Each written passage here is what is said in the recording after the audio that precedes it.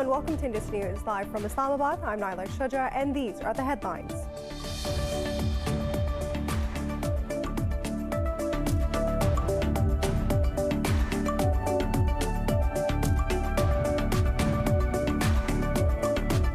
The United States has imposed new sanctions on Myanmar, blocking its military and ministries of defense and home affairs from trade.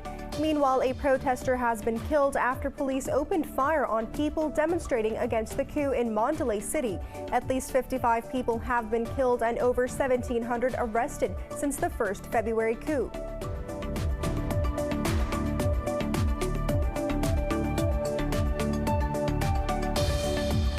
In India, the protesting farmers have announced to block a major expressway outside New Delhi on Saturday to mark the 100th day of their agitation. The growers have been demanding a complete rollback of the centre's 3 contentious agriculture laws since November 26th. Farmer union leaders say they also plan to observe a Women's Farmers' Day on the International Women's Day.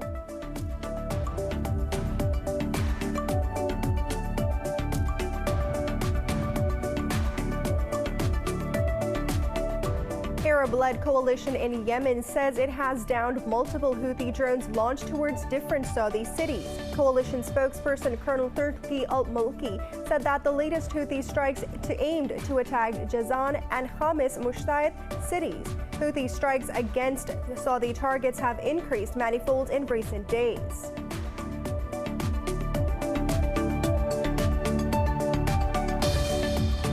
Amnesty International says at least 17,000 health workers have died worldwide from COVID-19 over the last year. Meanwhile, Brazil has reported almost 1,700 coronavirus fatalities overnight as its death toll crosses 260,000. Pakistan has registered over 1,500 infections and 52 fatalities in a day, with the death toll surging over 13,100. Globally, the virus has claimed more than 2.56 million lives and infected over 115 million people.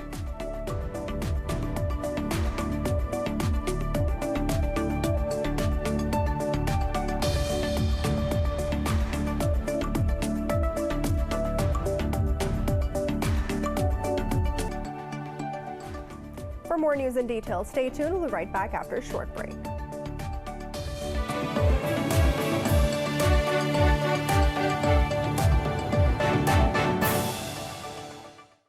Welcome back. The United States has imposed new sanctions on Myanmar, blocking its military and ministries of defense and home affairs from trade. Earlier, a UN human rights investigator urged the Security Council to impose a global arms embargo on Myanmar. In Myanmar's city of Mandalay, a protester has been killed after police opened fire on people demonstrating against the coup. At least 55 people have been killed and over 1,700 arrested since the February 1st coup. Earlier, a clash over the country's United Nations representation has been averted after the junta's nominee quit.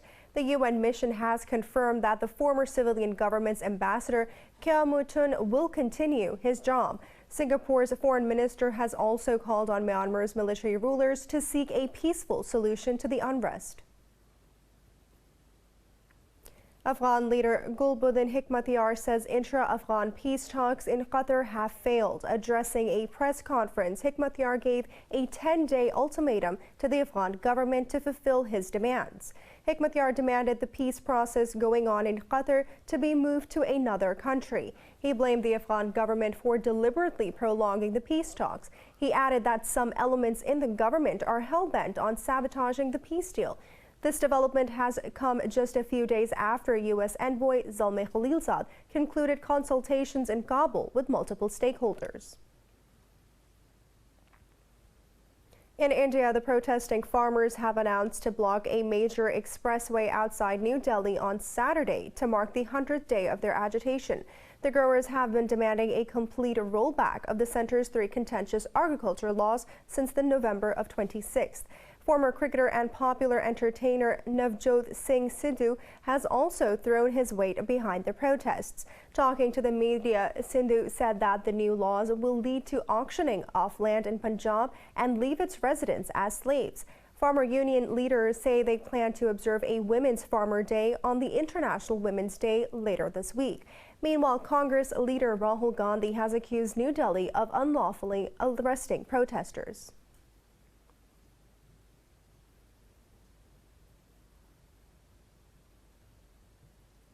Another Indian soldier has committed suicide at the regional military headquarters in occupied Jammu and Kashmir. This comes just a day after a lieutenant colonel killed himself with his service weapon on the outskirts of Srinagar. Over the past 24 hours, 3 Indian soldiers have committed suicide, bringing the toll for 2021 to 4. Last year, 35 Indian soldiers in occupied Kashmir committed suicide. Indian authorities say the reasons for their suicides are not known, but past instances link their depression to active duty in oppression operations in the valley. Chairman of the U.S. Foreign Relations Committee has urged Washington to find a way forward to resolve the Kashmir dispute. Talking to the media, Senator Bob Menendez said he is satisfied over the recent border ceasefire pledge between Pakistan and India. He also called on Washington to re-engage with Pakistan in many different dimensions. Menendez said the United States Foreign Relations Committee will highlight the situation in the occupied valley. Earlier, the United States State Department said Washington's policy on Kashmir remains unchanged. It clarified that it still considers Jammu and Kashmir as a disputed territory between India and Pakistan. Arab-led coalition in Yemen says it has downed multiple Houthi drones launched towards different Saudi cities. Coalition spokesperson Colonel Tulki al-Mulki said that the latest Houthi strikes aimed at Jazan and Hamas Mushahid cities. Al-Mulki said the Houthis are deliberately escalating hostile and terrorist assaults on civilians using ballistic missiles. He said these terrorist acts amount to war crimes. Yesterday, Houthis claimed that they attacked Saudi oil facility Al Aramco in Jazan. Houthi strikes against Saudi targets have increased manifold in recent days amid ramped-up international efforts to end the Yemen war. Iran's Foreign Minister Javad Zarif says the 2015 nuclear deal cannot be renegotiated. In a tweet, Zarif called on the United States to stop posturing to no avail and implement the Joint Comprehensive Plan of Action. Iran also welcomed a decision by the European powers not to submit an anti-Tehran resolution at the International Atomic Energy Agency. A foreign ministry spokesperson said this will save the road to diplomacy. Saeed Khatibzadeh said that the plan was dropped after intensive diplomatic efforts in Tehran and capitals of all member states, specifically France, Germany, and the United Kingdom, as well as support from China and Russia. Turkey says that it has neutralized 5 militants of the Kurdistan Workers' Party in northern Syria. The defense ministry says the fighters were attempting to infiltrate the Operation Euphrates Shield region. It said that the fighters were aiming to disturb the peace and security environment. The ministry said it will continue to target militants in the region. The Euphrates Shield is one of the 3 military operations that Ankara launched in northern Syria. Ankara holds the fighter group responsible for the deaths of some 40,000 people in a 30-year conflict. In Senegal, 1 person has died in clashes with the riot police on the second day of violent demonstrations. Protesters took to the streets to support the main opposition leader, Ousmane Sonko, who is detained over rape accusations. Protesters hurled rocks at police in the central Dakar, who occasionally fired their guns in response during a hours-long standoff. With more demonstrations planned for today, the government has summoned the army to back the police. Sonko accuses the government of making up the rape charge against him to undermine the opposition. He was stripped of his parliamentary immunity last week. China says it will deter any separatist activity seeking Taiwan's independence, but is committed to peace and reunification.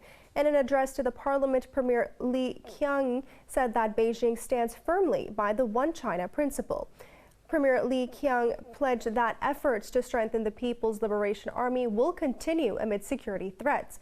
Beijing also decided to increase the country's defense spending by nearly 7% year on year. The meeting stressed that Beijing has zero tolerance for anyone who seeks to undermine the One China policy. We will stay true to the letter and spirit of the principle of one country, two systems, under which the people of Hong Kong administer Hong Kong and the people of Macau administer Macau, both with a high degree of autonomy. The parliament has also decided that elections for Hong Kong's legislature will likely be deferred for a second year to September 2022.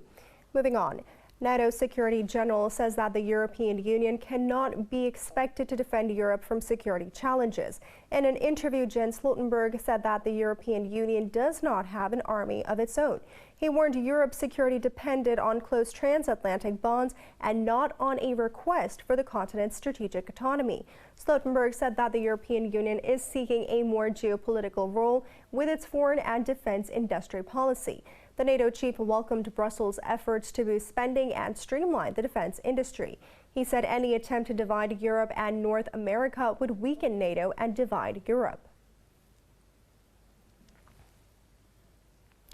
An 8.1 magnitude earthquake and a series of powerful undersea aftershocks struck northeast of New Zealand. Authorities say 3 offshore quakes between magnitude of 7.2 and 8.1 hit the country's North Island in less than 8 hours. The powerful quakes triggered early tsunami warning. However, tsunami waves passed without causing substantial damages on the island. Earlier, officials warned that waves could reach 3 meters above high tide levels. Authorities said thousands of residents who had evacuated to higher ground could now return to their homes.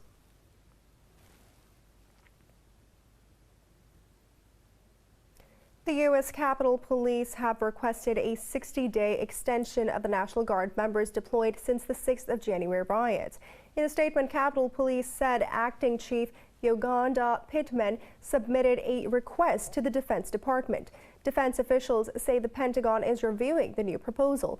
There are currently about 5,200 National Guard troops around the building.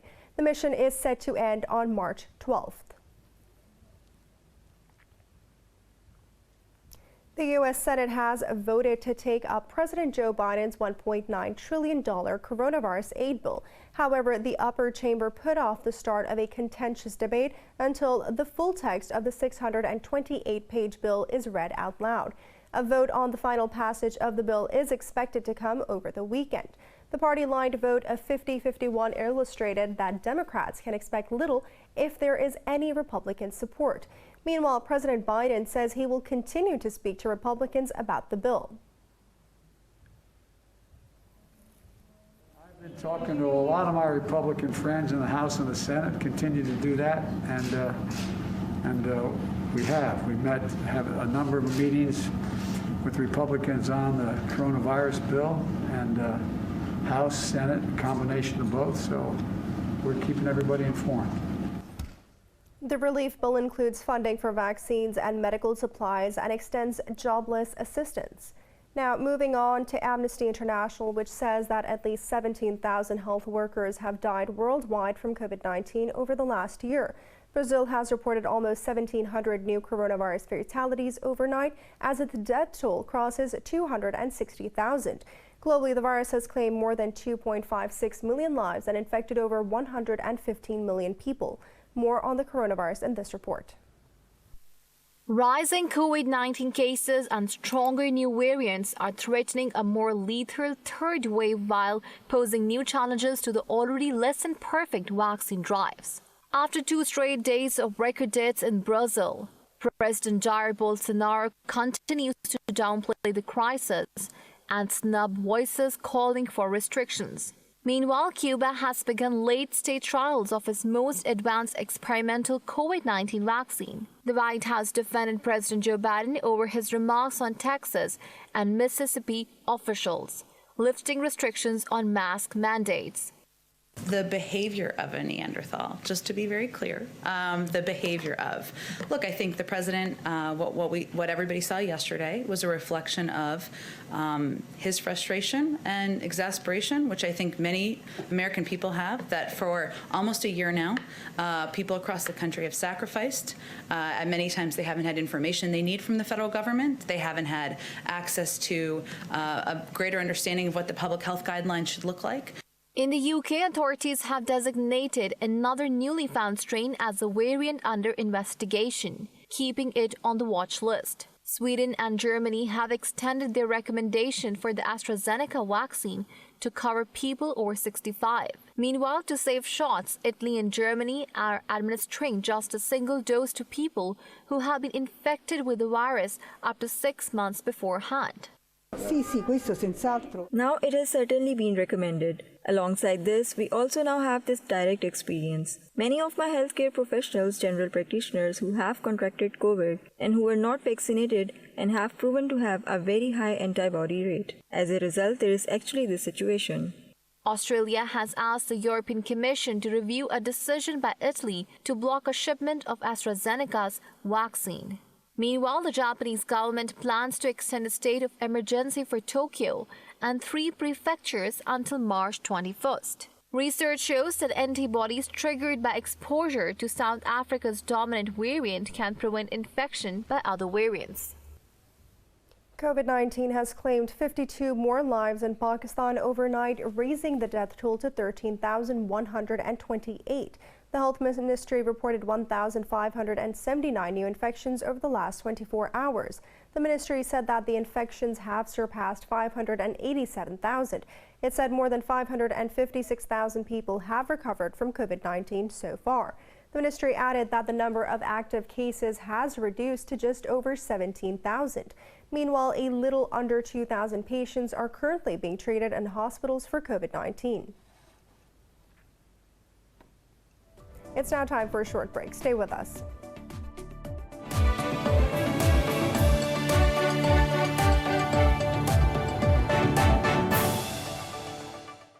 Welcome back. Scientists have spotted a new planet orbiting a star relatively near to our solar system. The discovery may offer a prime opportunity to study the atmosphere of a rocky Earth-like alien world. Scientists say Ilgus 486b, also classified as super-Earth, is not itself a promising candidate for being a refuge for life. However, it is expected to provide scientists with highly valuable data.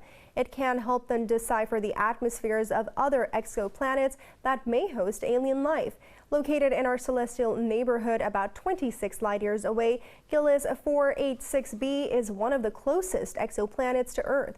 It has a rocky surface like Earth and is thought to be inhospitable, hot and dry like Venus, with possible rivers of lava. Russia's northwest Karelia region has staged an exhibition in the freezing waters of the White Sea. More about this unique exhibition in this report. The ice of the White Sea is a strange setting for an art display. At the end of February, photographer Viktor Lyagushkin and artist Denis Lotrev brought their pictures, paintings and sculptures to the frozen sea to pull them into the water. To see the exhibition, visitors have to put on a diving suit and brace temperatures close to zero. The pictures are cool. I saw them before, but under the sea. They look different. The effect is very interesting. With the light of a torch, they begin to shine and look tridimensional. Lyagushkin, known for his works for National Geographic, put up pictures of the White Sea flora and fauna. It is well known that the climate is changing. It is a fact, although it is -30 today. The White Sea is the southernmost of all Arctic seas. It changes very fast. It may happen that those creatures, whose life is frozen onto the ice, will become extinct in the White Sea in the nearest future. That is why we are taking pictures with them and put them on display underwater, to let them survive at least on the photographs because they cannot become extinct in the White Sea. Artworks will stay on display till approximately April 15th, till the ice starts melting. Then the masterpieces will return to the studio. In 1988, Eddie Murphy's Coming to America opened to widespread acclaim. The movie catapulted Murphy into international stardom. More than 30 years later, the Hollywood A-lister and Arsenio Hall are reprising their roles in a sequel. More in this report. Hello, I am Hakeem Jaffer, King of Zamunda. You are the heir to the throne. Yes, my father. Just like old wine, comedian Eddie Murphy is getting better and better every day. The plot will revolve around the adventure of newly crowned King Akeem, played by Murphy himself. Comedian Tracy Morgan says he is overjoyed to land a role in the film. That's the last surprise. And to be considered to be a part of it and to play the role that I played, man, I would have did any role in this movie, but to be the boy's uncle. I'm directly connected with Eddie in this movie, so we all family, and that's how we felt. Most of the original cast is making their return in the sequel, including James Earl Jones as King Yaffe Joffer and Sherry Headley as Akeem's wife Lisa. Another new face includes Murphy's daughter, Bella Murphy. I think he just saw how passionate I was about it, and he made an exception and asked me if I wanted to audition for the princess, which I was like, yes, I do. And then I went in and did it, and yeah. He's supposed to be like the prince of Wakanda. Wakanda is a fictional place. Not to everybody. Zamunda is a very real nation. The sequel to Murphy's classic is released on Amazon Prime Video. Paramount Pictures was supposed to release the film in theaters, but its distribution rights were sold to Amazon Studios because of the pandemic. The king pays no child support. No child support for 30 years and you came back.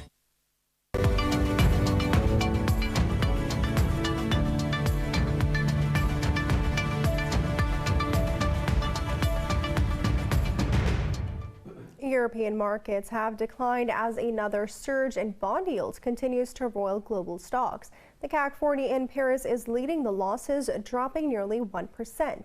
The Pan-European Stock 600, London's FTSE, and Frankfurt's DAX also shed close to 1%. Italy's FTSE MIB has slipped marginally as well. Earlier, Asian stocks traded mixed, with all bourses shedding, while shares in mainland China and Hong Kong gained.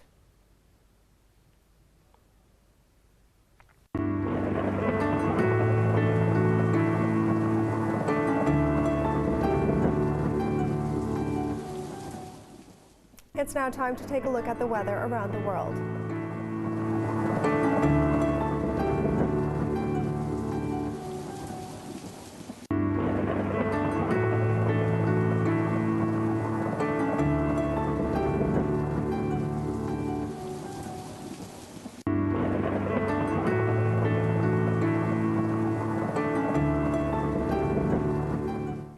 For the latest news updates, you can follow us on our social media at Indus.News.